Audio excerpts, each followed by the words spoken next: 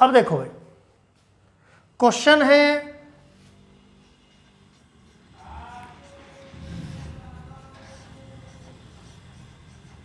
which aqueous solution is more concentrated?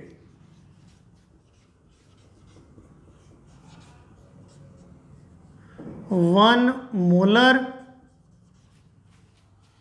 और 1 molar. आपको बताना है 1 मोलर एक्वस सॉल्यूशन में से और 1 मोलर एक्वस सॉल्यूशन में से कौन सा सॉल्यूशन मोर कंसंट्रेटेड है। क्वेश्चन वेरी इंपॉर्टेंट है बोर्ड एग्जाम के लिए। अब देखिए, पहला वर्ड अपने माइंड में रखना है, हम यूज कर रहे हैं एक्वस सॉल्यूशन। आप सभी जानते हैं एक्वस सॉल्यूशन क्या होता है। एक्वस सॉल्यूशन वो सॉल्यूशन है जिसमें वाटर को एज ए सोलवेंट यूज करते हैं। वाटर सोलवेंट हमने यूज किया एक्वस सॉल्यूशन, और एक्वस सॉल्यूशन वो सॉल्यूशन होता है जिसमें वाटर को एज ए सॉल्वेंट यूज किया और वाटर की डेंसिटी होती है 1 ग्राम पर मिलीलीटर। 1 ग्राम पर मिलीलीटर। अब देखिए क्वेश्चन के ऊपर आते हैं। अब कौन सा सॉल्यूशन ज्यादा कंसंट्रेटेड है, 1 मोलर और 1 मोलर। आंसर होगा 1 molar. Aqueous solution is more concentrated because it contains less solvent। देखिए क्या मीनिंग निकला, थोड़ा सा एक्स्ट्रा ध्यान लगाना है। 1 मोलर न्यूमेरिकल में भी हेल्प करेगी कॉन्सेप्ट आपकी। 1 मोलर यानी मोलरिटी गिवन है 1 मोलर, कैपिटल एम से रिप्रेजेंट कर सकते हैं। अब आप जानते हो मोलरिटी की यूनिट होती है मोल पर लीटर। आप इस ढंग से लिख सकते हो 1 मोलर सॉल्यूशन का मतलब क्या है, मोलरिटी गिवन है 1 और मोलरिटी की यूनिट होती है मोल पर लीटर। और आप जानते हो ऊपर यूज करते हैं सोल्यूट को मोलरिटी में और नीचे यूज करते हैं सॉल्यूशन को। तो हम लिख सकते हैं 1 मोलर सॉल्यूशन का मतलब क्या है, 1 mole solute is present in 1 litre solution. 1 litre का मतलब 1000 मिलीलीटर सॉल्यूशन। इजी है, थोड़ा एक्स्ट्रा ध्यान लगाना है। उसने बोला 1 मोलर, कभी भी न्यूमेरिकल में 1 मोलर गिवन है तो इसका मतलब मोलरिटी 1 है और मोलरिटी की यूनिट होती है मोल पर लीटर। तो 1 मोलर को आप ऐसे लिख सकते हो 1 कैपिटल एम, और कैपिटल एम की जगह आप यूज कर सकते हो मोल पर लीटर। तो यहाँ से क्या क्लियर हुआ, 1 मोल पर लीटर, ऐसे लिख दो 1/1 मोल पर लीटर। तो हम बोल सकते हैं 1 मोल डिवाइडेड बाय 1 लीटर। इसका मतलब 1 mole solute is present in total 1 litre solution. अब देखिए दूसरा गिवन है 1 मोलल। पहली बात मोललिटी गिवन है, मोललिटी का सिंबल होता है स्मॉल m, तो हम इसको लिख सकते हैं 1 मोललिटी की जगह लिख सकते हो मोल पर किलोग्राम। मोल पर किलोग्राम बेशक ऐसे लिख लो। आप जानते हो मोललिटी में ऊपर सोल्यूट को यूज करते हो और नीचे सोलवेंट यूज होता है। अब देखिए कभी भी न्यूमेरिकल में भी 1 मोलल आ जाए तो इस स्मॉल m की जगह मोल पर किलोग्राम लिख लेना और ये स्टेटमेंट बना लेना 1 mole solute is present in 1 kilogram solvent. 1 kilogram solvent. अब देखिए 1 किलोग्राम होता है 1000 ग्राम के बराबर। तो दो चीजें हमें गिवन है, 1 molar aqua solution, 1 molar aqua solution.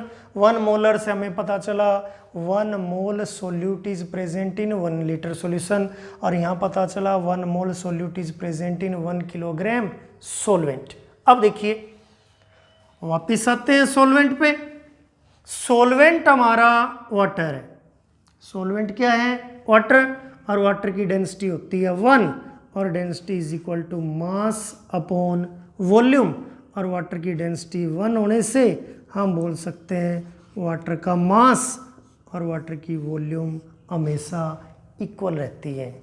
जितने ग्राम वाटर गिवन होगा उतने मिलीलीटर बन जाएगा, और जितने किलोग्राम वाटर होगा उतने लीटर बन जाएगा।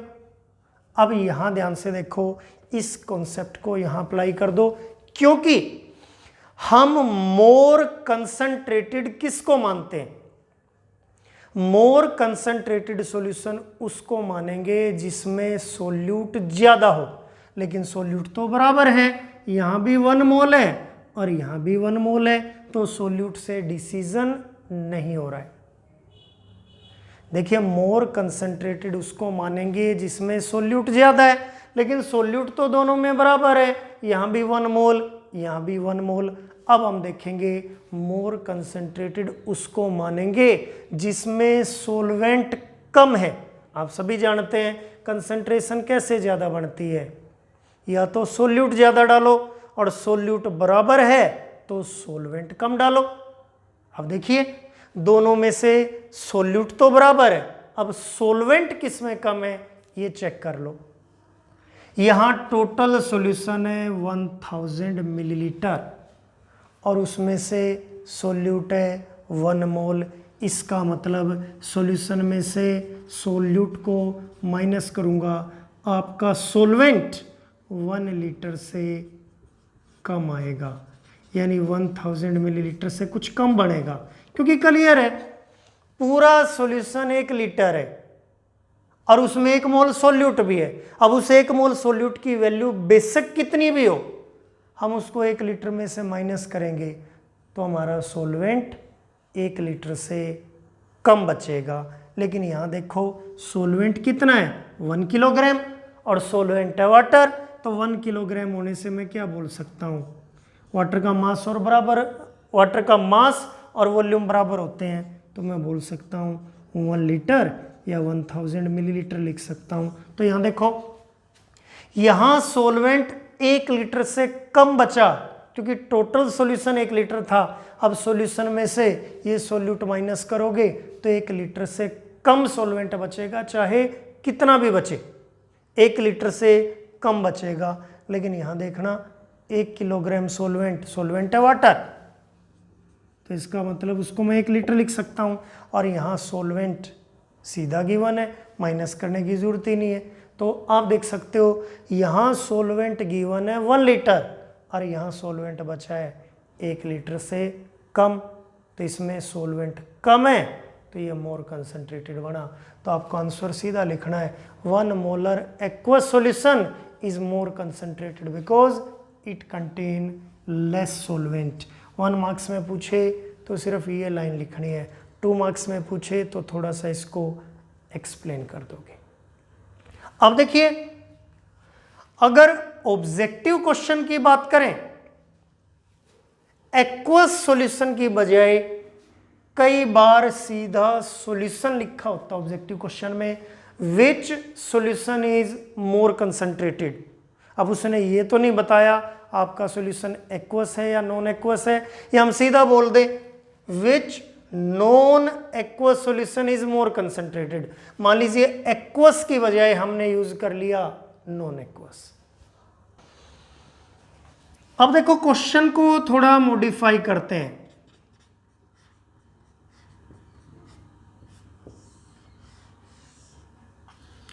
कंपटीशन एग्जाम में आपसे पूछा जा सकता है नॉन एक्वस सॉल्यूशन।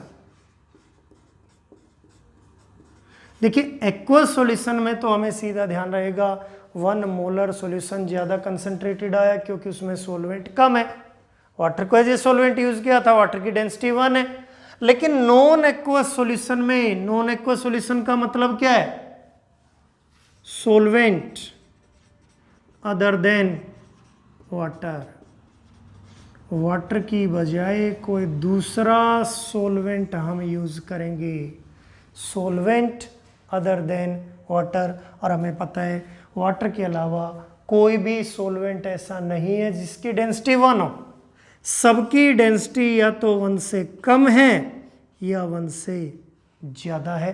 अब देखिए हमारा आंसर क्या होगा। अगर डेंसिटी 1 से कम है तो हमारा आंसर होगा 1 मोलर इज मोर कंसंट्रेटेड। और अगर डेंसिटी 1 से ज्यादा है तो हमारा आंसर होगा 1 molar is more concentrated. Objective question के लिए ये पॉइंट भी हमें ध्यान रखना है। तो एक्वस में 1 मोलर, नॉन एक्वस में दोनों हो सकते हैं। डेंसिटी चेक करनी है, गिवन मिलेगी। अगर डेंसिटी 1 से कम है तो आंसर आएगा 1 मोलर। अगर डेंसिटी 1 से ज़्यादा है तो आंसर आएगा 1 मोलर। एक बार क्वेश्चन को कंबाइन करके भी पूछा है, ना उसने एक्वस बोला ना उसने नॉन एक्वस बोला, तो आप कंबाइन कर दो। एक्वस में डेंसिटी थी 1, आंसर आया था 1 मोलर। तो आप बोल सकते हो अगर डेंसिटी 1 के इक्वल हो या 1 से कम हो तो 1 मोलर, और डेंसिटी 1 से ज़्यादा हो तो 1 मोलर। इंपॉर्टेंट क्वेश्चन है molality, mole fraction, mass percentage are preferred over molarity, normality,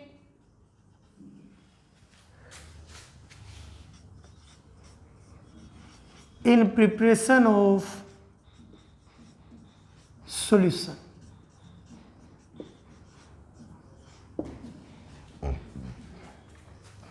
देखिए जब हम कोई भी सॉल्यूशन प्रिपेयर करते हैं, लैब में एक्सपेरिमेंट करने के लिए कोई सॉल्यूशन हम प्रिपेयर करते हैं, तो molality, mole fraction, mass percentage को प्रेफरेंस देते हैं। हमें सॉल्यूशन इनकी टर्म में प्रिपेयर करना चाहिए, इनकी टर्म में नहीं करना चाहिए। यानी जहां तक पॉसिबल हो इन कंसंट्रेशन टर्म को प्रेफरेंस देनी चाहिए, इनको यूज करना चाहिए इनके कंपैरिजन में। ये आपको एक्सप्लेन करना है। इंपॉर्टेंट क्वेश्चन है बोर्ड एग्जाम के लिए। रीजन देखिए, देखिए जो पहली कंसंट्रेशन टर्म मैंने लिखी है molality, mole fraction, mass percentage, इन सभी में यूज होता है मास का। Mass of solute, mass of solution या मास ऑफ सॉल्वेंट, हम यूज करेंगे मास। और जो दूसरी कंसंट्रेशन टर्म मैंने लिखी मोलरिटी, नॉर्मेलिटी, इनके अंदर हम यूज करते हैं वॉल्यूम को। इनके अंदर सिर्फ मास का यूज है और इनके अंदर वॉल्यूम का यूज है। इनके अंदर वॉल्यूम का कोई यूज नहीं है। अब देखिए mass does not change with temperature, so concentration of solution will not change.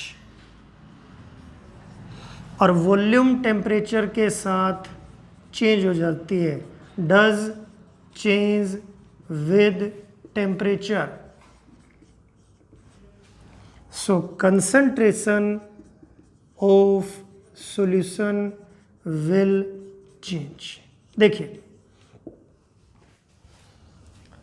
जो मोललिटी है, मोल फ्रैक्शन है, मास परसेंटेज है, उन सभी में मास का यूज होता है। और हमें ध्यान रखना है जो मास है वो टेम्परेचर चेंज होने से कभी चेंज नहीं होता, इसलिए सॉल्यूशन की कंसंट्रेशन भी चेंज नहीं होगी।